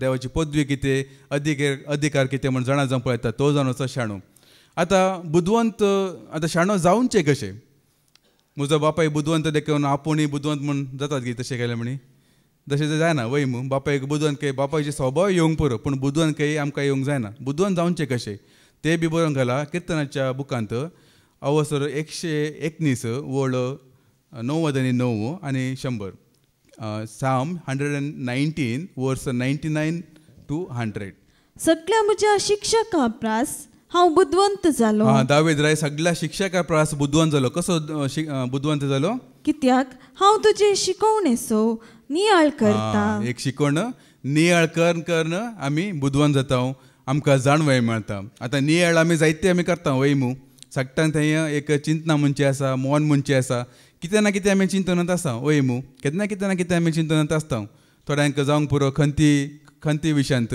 पिड्या विशयांत रिणां विशयांत दुस्मानकाये विशयांत आनी कितें ना कितें आमी चिंतन आसा आसतना आमी एक काय म्हणटात तें चिंतना आमी बदलया आमी ते एक डायवर्ट करून सोडया अशें चिंतना आमी चिंतचे बदलाक देवाचे तर आमी नियाळ करून पळया आनी मुखार असले एक आमी एक काय म्हणटात एक संवय आमी करून घेया आसतना हांव खंती विशयांत दुखा विशयांत हांव चिंतचो ना या नियाळ करचो ना बदलाक चड आनी चड हांव देवाच्या उतरा विशयांत हांव नियाळ करता म्हणून पळया कशें आमकां जाणवें मेळटा की पळया अशें चिंतन कितलें आमकां उगडापे जाता म्हळ्यार आमी मागीर आमकां शिकवणदारांनी शिकवणच दिवची ताणें सांगलां मात्र म्हाका उगडापे येता तशें ना हांव आतां सुरू येतना मात्र म्हाका इतले शिकवणे हांव आयकतलो ताका बायबल सयते हाडीन येतलो आयकतलो पूण ते उतर हांव आयकतलो मात्र न्ही हांव नियाळ करतलो. म्हाका वेळ मेळ्ळो तशी सदां वेळ मेळ्ळो तशें म्हणणें केन्ना हांव नियाळ करूनच आसतलो. आतां जाल्यार हांव ते एक समय सोडूंक ना. काम करतना सयते थंय हांव नियाळ करते आसता. थंय न्हिदल्या टायमार न्हीद येना म्हाका नियाळ करते आसता. भायर भितर वेतना नियाळ करते आसता. कांय नातल्यार स्तुती म्हणी करनासता. केन्नाय म्हजें मन थंयसर आसता. अशें नियाळ करूनच पळया आतां पळया देवान म्हाका जाणवाय मेळ्ळी. अशें जाणवाय हांवें अशें जोडलें नियाळ नियाळ करून आमकां जाणवाय मेळटा. आनी मुखार कितें सांगता जाणट्यांक आसा ते जाणवाये प्रास चड जाणवाय म्हाका आसा कित्याक तुज्यो आज्ञा हांव पाळटा. जाणट्याक आसा ते जाणवाय परस चड जाणवाय म्हाका आसा कित्याक तुज्या आज्ञा हांव पाळटा म्हणून वय मू दावीद राय केन्नाय देवाचे आज्ञा तो पाळून आसलो. देखून देवाची आज्ञा पळोवन तो बुद्धवान जालो. आतां सामा पळोवंक गेल्यार देवान बुद्धवान काय दिल्ले कोणाक सल्मावरायक वय मू ताका बुद्धवान काय जायते दिल्ले जाणवाय ताका जायते दिल्ले आनी सांगले बी आसा. हाचे पयलीं हांवें कोणाक इतले बुद्धवान काय दिवंक ना म्हणून हाचे उपरांत हांव कोणाक दिवचो ना म्हणून सांगले बी आसा. पूण ताणें ते बुद्धवान काय ताणें दवरूंक घेतले गी ती जाणवाय दवरूंक घेतले गी जावंक पुरो त्या काळार जायते आनी बुद्धवान काय ताणें वापरले आसूंक पुरो. पूण निमाणे घडे विदेशी स्त्रिये सांगता तो काजार जावन घेवन मुर्ती पुजा करून घेवन मागीर तो ताजे बुद्धवान काय तो होगडे येता वय मू. पूण निजाय की बुद्धवंत कोण गे म्हळ्यार दावीद रायत बुद्धवंत सल्मा प्रस दावीद रायत बुद्धवंत. कित्याक म्हळ्यार आतां पळया सल्मा रायन देवाक एक मंदीर बांदलें वय मू. पूण त्या मंदिराक जाय अशें वस्त कोणा तयार करून दवरले. ताका जाय अशें रुखड आदल्या हप्त्यान ती ब्रदर एंड्रून सांगलें न्ही गी ताका जाय अशें रुखड फातर रुपे भांगर ताका कितें सक्कळ जाय आसा पळय ते सक्कळे पयलेच दावीद रायन पुरा तयार करून दवरले. हाणें केवळ ताणें मंदीर मात्र बांदलें आनी दावीद रायच्या काळारच ते मंदिराचें काम सुरू जालां. मात्र तो अखेर तो नातलो तो मात्र मागीर सरलो. ते सामा सांगचे जाल्यार आतां एकलो कुक आसा म्हण चिंत्या. आतां कुक तो पुरा काम करता वय पूण एकलो हेल्पर आसा म्हण चिंत्या ताका कटींग गिटींग करून धुवन दिवन पुरा तयार करून दिता वय मू. कुक येवन काले करता तेले घालून मसाला पुरा घालून घेवन एक तयार करता. पूण सामा पळोवंक गेल्यार कोणाक चड काम हेल्पराक चड काम वय मू. देखून साबादान हेल्पर काम शिकून मागीर तेच रांदपी जातात तेच मागीर कुक जातात. तशें हांगा दावीद रायन पुरा तयार करून दवरले. सल्मा राव येयलो मागीर एक बरें एक मंदीर ताणें बांदलें. पूण ही जाय की बुधवान काय दावीद रायक चड आसले. आतां म्हणया बुकान ती सल्मा राव इतले उतरां तो बरयता जाल्यार तांकां बरयले उतरां बी ती दावीद रायचीच जावन आसा. खंय सर म्हज्या पुता म्हणून बरयलां पळय ते एक्चुली दावीद रायन सल्मा रायक सांगले. सल्मा रायन ते बुकान बरयले. दावीद रायक ताजे परस चड आतां एकच न्ही आर्ग्यू करचें म्हणणे पूण चड जाणवय दावीद रायकच आसले. देखूनच देव कितें सांगता हो म्हजो काळजा सारको म्हूण सांगता. सल्मा राय केन्ना ताणें सांगूंक ना हो म्हजो काळजा सारको म्हूण घेवन. दावीद राय विशयान ताणें देवान सांगलें हो म्हजो काळजा सारको कित्याक तो म्हजे आज्ञा पळता तो म्हज्या मार्गान तो चलता म्हूण घेवन. देखूनच ताजे थंय तितले बुद्धवान कितें आसता कित्याक म्हळ्यार देवाचे उतर तो नियाळ करतलो मात्र न्ही पाळटलो जावन आसा. आनी कशें बुद्धवान काय आमकां मेळटा बारूक प्रवादीचें पुस्तक अवसर 3 आनी 9 बारूक चॅप्टर 3 वर्स 9 कितें सांगता. इस्रायला जिविताचे उपदेश आयक आनी जाणवाय शीक. कशें जाणवाय मेळटा जिविताचे उपदेशाक आयकल्या वेळार वय मू एक नियाळ केल्या वेळार एक आज्ञा पडल्या वेळार आनी आयकल्या वेळार. आयकूंक सकाळी आयकतात काल ब्रदरांनी सांगलें आयकूंक कान सकाळी आसा पूण सकत अशें कान कितें जाणांक आसा विचारलें वय मू कितें जाणां सकत अशें कान आसा आयकूंक सकत अशें कान. कित्याक म्हळ्यार तीद वयतना बेश्टेतना या जोर करतना कितें सुखी दाखयतना त्या वेळार ही सकत जाय पडटा. कित्याक म्हळ्यार आयकूंक सकाळी जावंक पुरो पूण भितरच काळीज दारूण जाला जाल्यार आयकूंक कान आयकता पूण भितर वचना कित्याक काळीज दारूण जाला. देखून आमी केन्नाय मागीची आमकां एक नवें काळीज दी आमकां एक मासाचें काळीज दी म्हणून आमी मागीची. काळीज दारूण जाला देखून आयकल्ले उतरां भितर वचनात. देखून आयकूंक सकत आसची आनी आयकूनच ही आमकां जाणवाय मेळटा. एक उतर आयकल्या वरवीं नियाळ केल्या वरवीं आनी कायदे पाळल्या वरवीं आमकां जाणवाय मेळटा आनी त्या वेळार आमी देवाच्या दिश्टीन आमी बुदवंत जाता म्हूण घेवन. देखूनच सुरू आमी आयकले देवाक सोदतलो शाणो म्हूण घेवन वय मू. देखूनच ह्या पवित्र पुस्तकांत तुमी उदेंतीची ज्योतिशी विशयान तुमी आयकला जाल्यार इंग्लिशीन तांकां काय म्हण सांगलां इंग्लीश बायबलांत उदेंतीची ज्योतिशा विशयांत इंग्लीश बायबलांत तांकां काय म्हण सांगलां वायस मॅन म्हूण सांगलां वय मू. वायस मॅन म्हणल्यार कितें बुदवंत मनीस वय मू. कित्याक बुदवंत कोणाक ते सोदूंक घेवन येयल्ले जेजूक ते सोदून घेवन येयल्ले. आतां त्या राया विशयान आमी इल्लें नियाळ करया. तांकां आमी ते एक राय म्हूण सांगता. तेणी जाय की जेजूक केदाळा तेणी सोदून आसले. जल्मच्या उपरांत की केदाळा ताणें सोदूंक हे केलें. जल्मच्या उपरांत की जल्मच्या पयले. जल्मच्या पयले ताणें सोदून आसले. तांकां केवळ ते एक नेकेत्राची गुर्त ताणें पळोवन आसले. केन्ना ते नेकेत्र दिसले पळय त्या वेळार ताणें पैंट सुरू केलें. पैंट सुरू केलें उपरांत आसूंक पुरो. पूण जेजो जल्मात एकलो सोडवंदार ह्या संवसाराक येवंक आसा म्हूण घेवन ताणें जेजो जल्मच्या पयलेच ताणें सोदून घेवन आसले. आनी केन्ना जल्मलो म्हूण ताका ते नेकेत्र दिसले पळय त्या वेळार तांची पैंट सुरू केलें. तांचे तान आमी शिकूंक आसा. आतां कालचे साहेब ब्रदरान एंड्रू ब्रदरान सांगले, आदल्या हप्त्यान ते सांगले हांगा कितल्या रिती सुरू जाता 8 वरां वयमू. कितल्यान 8 वरां आनी 8 वरां पयले येवन पावतले कितल्यान आसा हात उबो राव पळय पडटा पळय कितले उणी आसात वयमू. सभा जाण येतात 9 वरार 10 वरार 11 वरार. कित्याक तितले लेट जाता. आमी सांगूंक पुरो आमकां संवसाराची राटावळी आसा, बिजनेस आसा, काम आसा. 8 वरां पयले येतले अशे लोक आसात तांकां बिजनेस आसा, काम आसा, राटावळी आसात, इतले काम आसात जाल्यार तांणी बेगीन पावतात. हातून आमकां दिसून येता आमचें समर्पण कितलें, आमचो मोग कितले घेवन घेवन. न्ही जाय की आतां हे बुदवंत मनीस पळया जेजो जल्मच्या पयले तांची तयारी सुरू जाली.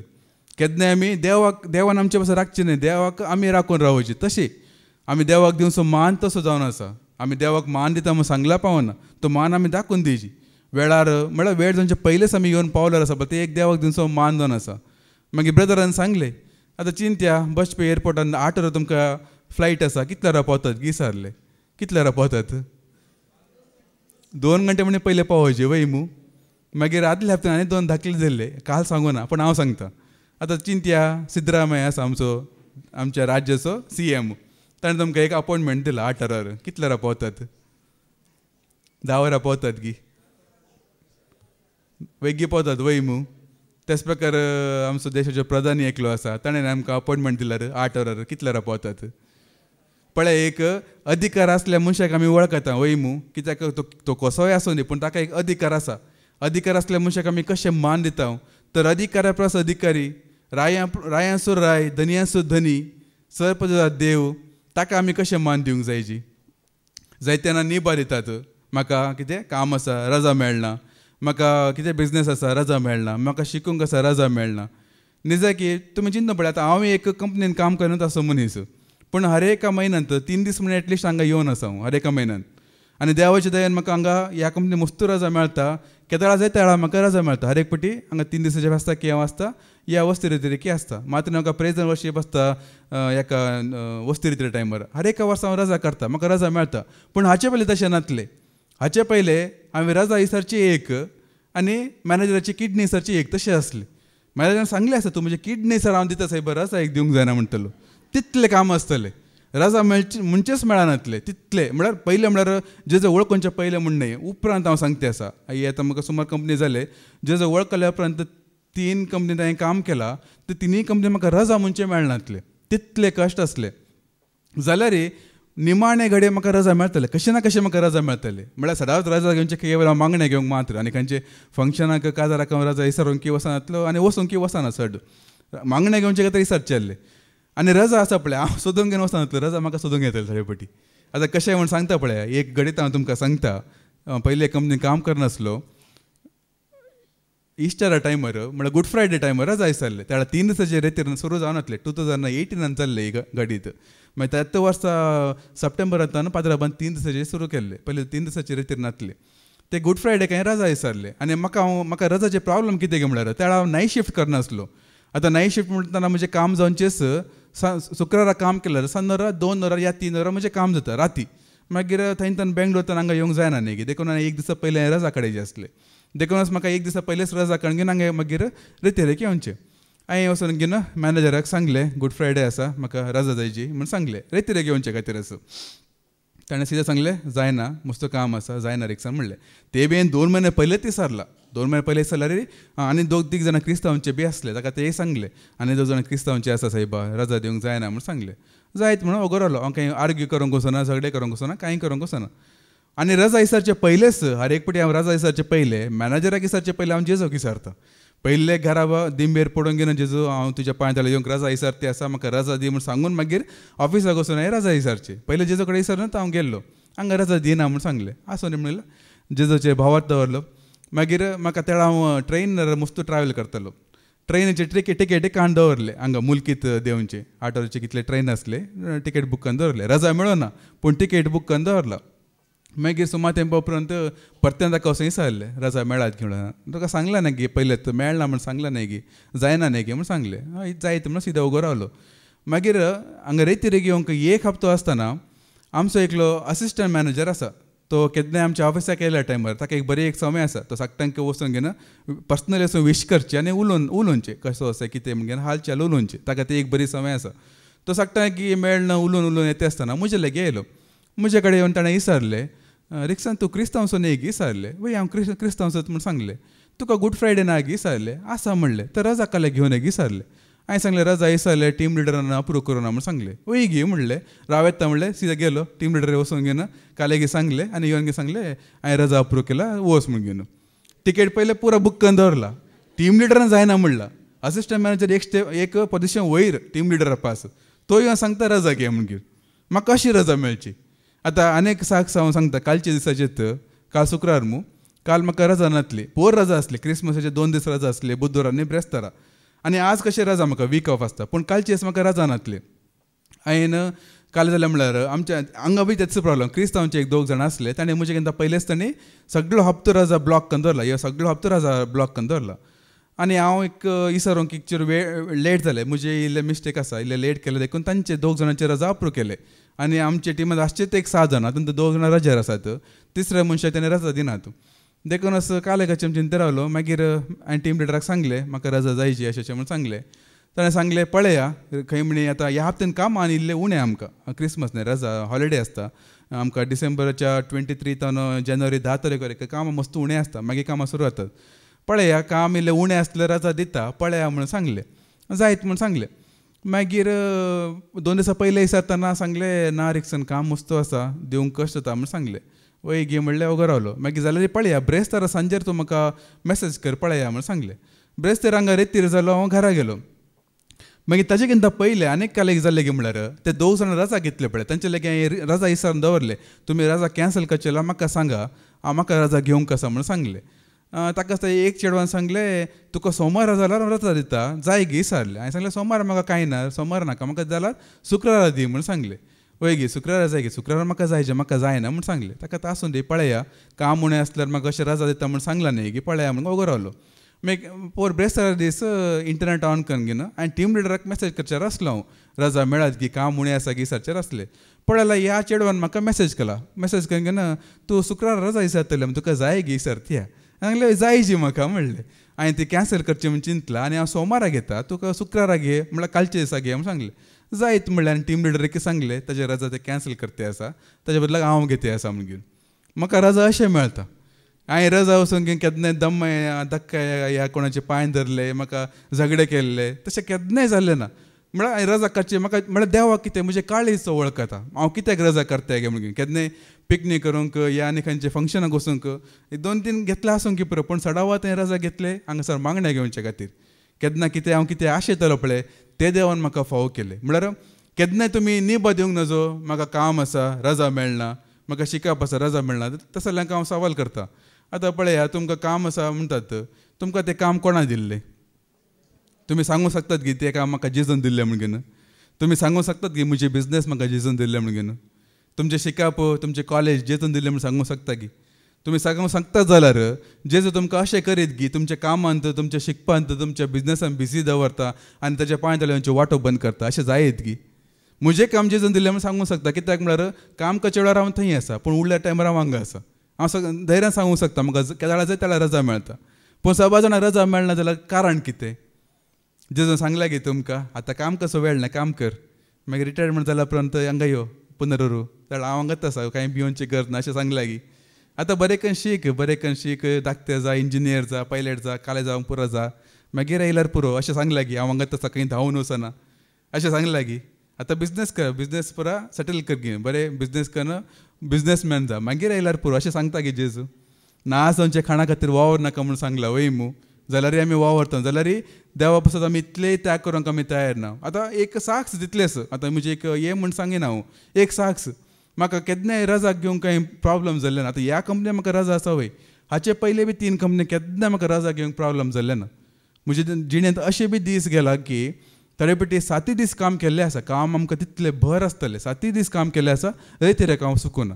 सनोराची रेतीरेक येवन तेडा हांव पडूंक नासलो. त्या कंपनीन म्हाका ते काजार जाल्ले वर्स सगळे एक म्हयनो 31 डेसी काम केलां. म्हजे पतीन भिवून गेले, ह्यो अशें काम केलां हेजे सांगता कशें जेवनचें घेवंक सुरू तेडा काजार जावन येयला मात्र म्हाका 7 दीस म्हणल्यार 31 डेसी हांवें काम केलां. मागीर ताणेंच म्हाका सांगलें, बायन ते सांगला न्ही की एक दीस विशय घेयचे म्हूण सांगलें. मागीर हांव मॅनेजराक इसारचेर आसलो. मागीर म्हाका नोव्हेंबर तांकां काम इल्लें उणें जालें. मागीर 6 दीस मात्र काम करतलो. त्या म्हयन्यांत 7 दीस हांवें काम केलां. हांगासर पडूंक येतलो. म्हजें काम जातलें राती 8 जोरार 5:30 to 2:30 8 जोरार म्हजें काम जातलें. कितले 2-3 घंटे न्हिदतलो. 5 वरां उठून परतून आमी हांगा येतले हांव आनी रेतीर करतले हांव. रेतीर करून घेवन परतून हांव घरा येतलो. पावतना 6 कितले जातले. मागीर इल्लें फ्रेश अप जावन घेवन 7 वरां कामाक बसतलो. सगळे रात काम करणं. दुसरे सकाळी उठून परतून काम करणं. कंटिन्यू काम. परतून सांजोर हांगासर रेतीर येवन परतून पाटी वचून घेवन परतून काम. अशें काम करून हांवें दीस काडले आसा. पूण सुरू हांवें केन्नाय आशिल्लें जावन आसा जेवीच्या पांय तळा येवंक म्हूण घेवन. हाचे पयले आतां फेब्रुवारींत 2 वर्सां जाता आमचें घर बांदून घेवन. हांगा दमास्कट्टी आमी नवें घर बांदून 2 वर्सां जाता. आनी घर होकलें इनॉग्रेशन आसले दिसा हांगा वस्ती रितीर आसले. जायते सेवा करतल्यांक जायत्यांक आपोवणें आसलें. जायते लोक येयल्ले. फादर जेरी बी येयल्ले.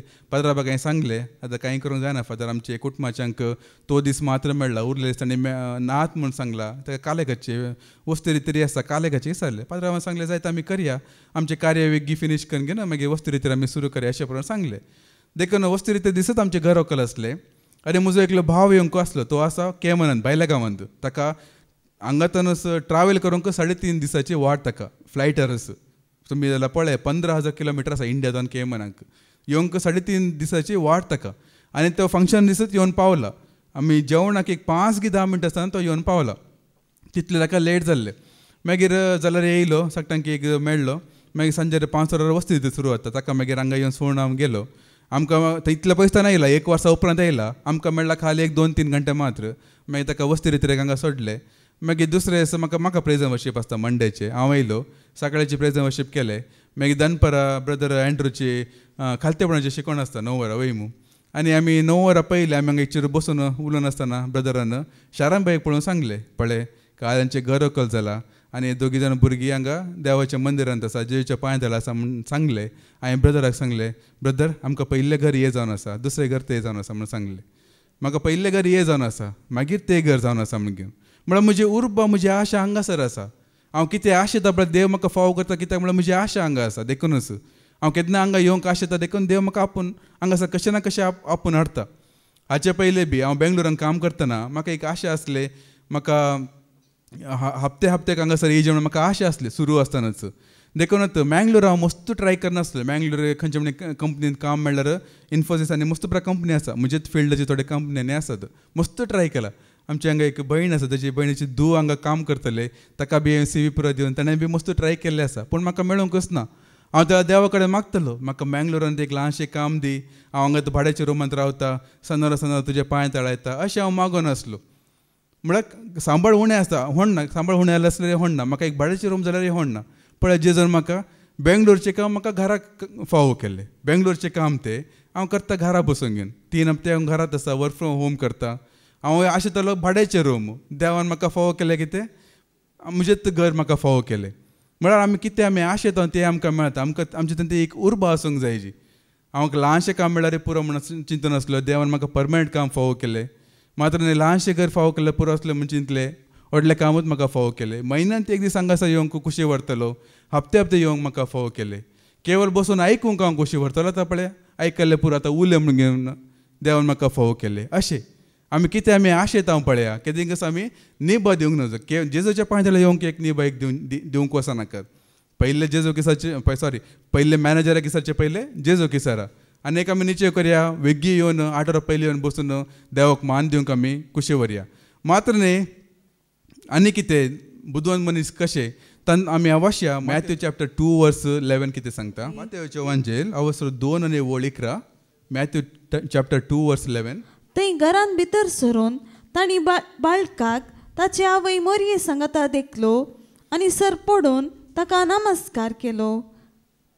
मुखार उपरांत आपली दिरव्याची चिलां उक्ती करून तांणी ताका अर्पिल्ल्यो काणिको भांगार धूप आनी रक्ताबळ.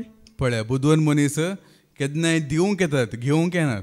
आतां हांगा पळय ते एक राय पळया येवन जेजो कडेन सांगलें की आमी इतले पयस आयला आमकां काले म्हण दी म्हूण सांगलें की ना बदलाक ताणीच दिवंक कशें वयले. बुदवन मनीस केन्नाय दिवंक कशें वरची न्हय घेवंक या जोडोवंक या आपणोवंक सॉरी मात्र न्हय. तातूंत आमी वाचले नमस्कार कोणाक केले हाचे पयलीं तांणी हेरोदरायेच्या रावळेर एके ताणें गेल्ले आसा वैमू थंय ताका नमस्कार केले की ताची दिरवी ताका दिले की पळय बुदवन मनशाक कळटा कोणाक नमस्कार करीची कोण खरो देव जावन आसा कोण खरो राय जावन आसा. कोणा कोणाक नमस्कार केले वरी आमकां कांय मेळना. देखूनच केन्नाय बुदवन मनीस खऱ्या देवाक मात नमस्कार करतात आनी केन्नाय दिवंक येतात घेवंक येनात आनी वेळार येवन पावतात. मात्र न्हय तांकां मोदें एक पटी नेकेत्र सुकता वैमू तेणी वाट चुकून वतात. तशें म्हणून ताणीन स्वच्छ बंद केलें की पाटी गेले की तांचे न्ही जाय की तांचे पैण सुमार 2 वर्सां लागले की तांकां येवंक. जाल्यारय पळया ताणें इतले परस सोदून घेवन आनी हेरोदराय लेगीत वचून विचारतात आमचो सडवंदा जल्मचो आसा खंय जल्मला म्हणून ताका सय ते कळीत ना. पूण तशें म्हण ताणें पाटी गेले की हो हांकां ह्या लोकांक कसो कांय पळोवन गेलें ना आमी पाटी या म्हणून. बुदवन मनीस म्हणल्यार तशें जावन आसा देवाक मेळचे वरेक तो सोदूनच आसता. केदो पर्यंत देव मेळटा पळय त्या वेळा पर्यंत सोदूनच आसता. त्या प्रमाणे आमी देवाक आमी सोदूंक जायची. एक वेळार येवन पावची मागीर आनी कितें सांगलें खऱ्यांनी देवाक आमी नमस्कार करीची खऱ्या देवाक आनी केन्नाय बुदवंत दिवंक येता जोडूंक येना आनी देवाक स्वच्छ वरेकी सोदता वैमू मेळचे वरेकी सोदता. म्हळ्यार देव मेळचे वरेकी ताका सोदूनच रावची केन्ना मेळटा त्या वेळा आमी सोदूनच रावचे. हे जावन आसा एक बुदवन मनशाची एक काय म्हणटात गूण म्हणून सांगितलं. असले बुदवन की आमकां आसा की म्हणून आमी चिंतीची. काले हे आतां कित्याक सांगचें की म्हळ्यार आतां सुरू हांवें सांगलें न्ही की 5 देडयो बुदवंत आसले आनी बुध नातले आसले. आमी खंयचे कॅटेगरींत जाता म्हणून हातून आमी चिंतून पळयची आमी खंयचे कॅटेगरींत आसात. हांगाच आमी वळखून घेयत वैमू आमी ससनाच्या जिविताक पावतात गी नात गी हातूनच आमकां कळटा. आमी त्या दिसा वरी राखून रावचें म्हणना मागीर वचून आमी दारोट धाडयचें म्हणना. आमकां हांगासरच आमी तयारी करीत आमी आमची जिणी आमी कशी उर्जीत करची आनी आमी कशें देवाक आमी सोदून घेवन वचपाचें म्हणून ह्या ते एक रायतान आमी ह्या बुदवंत मनशान आमी ते आमी शिकूंक आसा. मात्र न्हय आतां जाणवाय म्हणटना बुदवन काय म्हणटना तातूंत 2 तरेची जाणवाय आसा. पयलें आमी आयकलें बुदवंत म्हणल्यार कोण म्हणून वैमू देवाक सोदतलो बुदवंत जावन आसा. आनी बुदवंत जावचें कशें जाणवाय जावचें कशें ताचें उतर नियाळ करून ताची आज्ञा पळोवन ताचें उतर आयकून चिंत दिवन उतर आयकून आमी बुदवंत जाता. मात्र बुदवंत मनशाची जिणी कशी आसता म्हणून ते ग्रायचे वापरींनी ते ग्रायचे जिणे वरवीं आमी जाणा जाल्या. आतां ही जाणवायेन ती कितले तरेची 2 तरेची जाणवाय आसात. कितले तरेची जाणवाय आसात. एक देवतांची जाणवाय मागीर आनीक एक जाणवाय आसा. ते जाणवायचे पयले आमी आयकुया. तिमोथीक बरयल्लें पयलें पत्र 1 Timothy chapter 6 verse 20. तिमोथीक बरयल्लें पयलें पत्र 6 आनी 20 कितें सांगता. तिमोथी तुजे ताबेन दिलां ते सत्रायेन सांबाळ. जाणवाय म्हणल्या त्या फोकोळ आनी फटकिऱ्या उलोवण्यांक आनी तर्क वितर्कांक तुजे कान दाम. पळया एक पोकळ म्हणले बी एक जाणवाय आसा म्हणटा देवाचें उतर. आनी ही जाणवाय देवातांनी येवची न्ही. देवातांनी येवची बी एक जाणवाय आसा पूण पोकळ जाणवाय आसा. आतां आपल्या जेजूच्या काळार जेजू ह्या संवसारांत आसतना फारीजेव आसले शास्त्री आसले साधुसेव आसले तांकां बायबलाची पुरो जाणवाय आसली. उत्पदितान मालाकी पर्यंत कितें कितें बरयलां हर एक तांकां कळीत आसलें. पूण देव बिरांत आसले की तांचे थंय देवाची वळख आसली की पूण तितलेच जाणवाय जेजू की आसली वैमू. पूण केन्नाय तो देवाक मानूंक न जियेतलो देवाक मेसून तो जियेतलो. ताका ताळो सयते आयकले हो म्हजो मोगा आसा पूत म्हणून. पूण फरक आसले की ना ह्या फारीजेवा मदें आनी जेजू मदें फरक आसले की ना. थोड्या जाणां केवल जाणवाय म्हणून पवित्र पुस्तकाची जाणवाय मात धरून घेवन आसात. पूण ती जाणवाय वरी पोकळ म्हूण सांगता आनी त्या जाणवाय वरी कितें साकर जाता तें आमी आयकुया. तिताक बरयल्लें पत्र टायटस चॅप्टर 3 वर्स 9 to 10. तिताक बरयल्लें पत्र अवसो 3 वळ 9 ते 10 कितें सांगता. पूण उपकाराक पडनातले प्रस्ताप वंशावळीच्यो सोदना नियमशास्त्रा विशयांतले वाद विवाद वा झगडीं ह्या सर्वांतावन तूं अलग राव. असले पुरा चिंताप असले पुरा उलोवणे असले पुरा तर्क वितर्क येता खंयतान. आतां हांव तुमकां अशें बी लोकांक दाखोवंक शकता की पवित्र पुस्तकाची जाणवाय आसूं न्ही देवाक वळखनातलो लोक आसात. तुमी पळयला एक भाव आसा ताका पवित्र पुस्तकाचे पुरा जाणवे आसा बायबलाचे. तो काले संवसाराक प्रगट करना आसा जेजो देव न्हय, तो आमचो सडवंदर न्हय, तांचो देव मात सत अशें प्रगट करून आसा. पवित्र पुस्तकाचे पुरा कोटेशन ताका कळीत आसा. आमच्या ऑफिसान तो एकलो चेडो आसलो, ब्राह्मणचो चेडो. तो पयले एका ऑफिसान काम करता तो आसलो. ताणें म्हाका खुद्द सांगलें आसा हांवें बायबली वाचला, कोरानी वाचला आनी भगत हिंदवांचो न्ही भगत गीता बी हांवें वाचला म्हणून तो सांगतालो. इतले पुरा वाचून घेवन तो सांगतालो हे पुरा बेश्टे साहेब एकाले मनशांनी बरयल्ले मात्र हे पुरा देवगी पुरा कांय ना. ताणें म्हाका सांगलें बायबल पुरा मनशान बरयल्लें म्हज्या मुखार सांगलें. आनी त्या वेळार हांव मागण्यान तितलें नवत म्हाका कांय जाणवें ना ताका हांवें वगत रावलो. ते हाफ नॉलेज घेवन कालें तर्क करचें म्हणून हांव वगत रावलो. त्यावेळार सुरू सुरू मागण्यात येयलो मात्र. असले बी मनशां आसात केवल पवित्र पुस्तक मात्र फारी जेवा बरी. कितें वाचलें पत्तान एक फुडें वाच ते तुवळ सुरतान. पण उपकाराक पडनातले प्रस्ताव. उपकाराक पडनातले प्रस्ताव कसले त्यो? वंशावळीच्यो सोदना. वंशावळीच्यो सोदना. नियमशास्त्रा विशयांतले वादविवाद वा झगडी ह्या सर्वांतावन तूं अलग राव. जायत्या लोकांनी सांगले आसा न्हय की जेजो कितले वर्सां 33 वर्सां जियेले म्हणून सांगतले आसात. आनी थोडे जाण लोक सांगचे आसात 33.5 वर्सां जियेले आसात म्हणून. तुमी आयकले की असले एक वाद आसा. थोड्यांक सांगचे 33 वर्सां जियेला, थोड्यांक सांगचे 33 वर्सां जियेला म्हणून. कितें म्हणे फरक पडटा की कितले वर्सां जियेला ते गरजेचे की कसो जियेला ते गरजेचे. डिसेंबर 25 तारखेर तो जल्मला म्हणून सांगतले आसात ते गरजेचे की या कित्याक जल्मला ते गरजेचे. असले पुरा उलोवणे असले तर्क. आतां 6 जाणां हांगात आनी 6 जाणां गेले तांकां पुरा दुसऱ्यांनी पुरा ओडले कित्याक. आतां पळयात दुसरे पंगडाचे हांव तांचे विरोध करिना पूण तांणी एक चिंता तुमी पळया दुसऱ्या पंगडाक तांणी वडतात जाल्यार तांणी कितें सांगून वडतात. तांचे पंगडाक कितें बरेंपण आसा ते सांगतात की ह्या पंगडाक कितें उणेंपण आसा ते सांगतात. आतां 6 जाणां म्हाका सांगले आसा हांगा पिंतूर आसा तांकां ते हाडकळ, साक्रामेंत आसा ते हाडकळ, पाद्रा मीस भेट आसा ते हाडकळ, ते स्टॉला दवरला ते हाडकळ. तशें म्हणल्यार कितें म्हणे एक वीक पॉयंट म्हणून सांगेना. आतां हे आसल्यावर कितें आमकां लुकसाण आसा की म्हाका कांय फरक पडना पाटल्यान पिंतूर आसूं दी या पाद्रा वायट वॉश घेवन ते काडून दी, साक्रामेंत दवरून दी, दवरिनासतना रावून दी कारण फरक पडटा की. भावार्थ म्हणल्यार तो घे निजा की दोळाक दिसचे संगतीचेर तूं पातयेवन आसा ते भावार्थ घे निजा की. भावार्थ म्हळ्यार कितें दोळाक दिसांतले संगतीचेर तो भावार्थ दवरते वैमू. आतां इतले लोक हांगासर येवन आसात कितलेगे लोक देवाचे तर आयकून तांचे जिणे परिवर्तन जाला, अंमल पिवण सोडलात, घरांत शांती समाधान आयला, सगळ्यांचे जिणे परिवर्तन जाला.